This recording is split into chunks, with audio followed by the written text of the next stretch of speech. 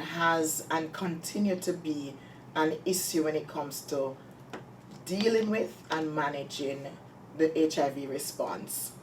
What we have found is that while we have treatment that is free, while we have health facilities across the country that allows services to be available and accessible, we also have the Jamaica AIDS Support for Life that also provides services for people living with HIV. We still find that persons are still afraid to access the services.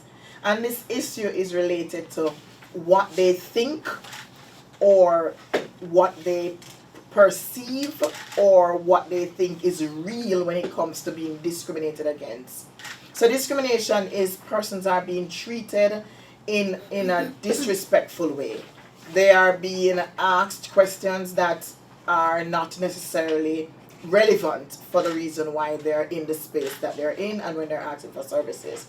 And these are concerns that we have had over the years.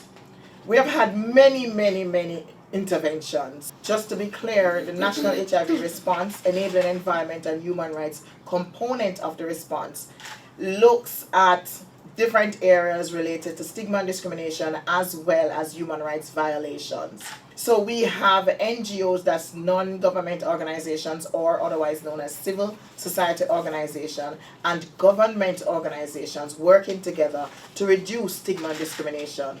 Some of those programs include legal literacy and know your rights campaigns, where we have the civil society organization working very closely with the community members, people living with HIV and the key populations, to help them to understand what their rights are, to help them to understand that services should be available, affordable, accessible, appropriate. The government of Jamaica has done a lot of work in trying to reduce stigma and discrimination as well, especially the Ministry of Health and Wellness. So why are we doing Champions for Change then with all the work that we're doing?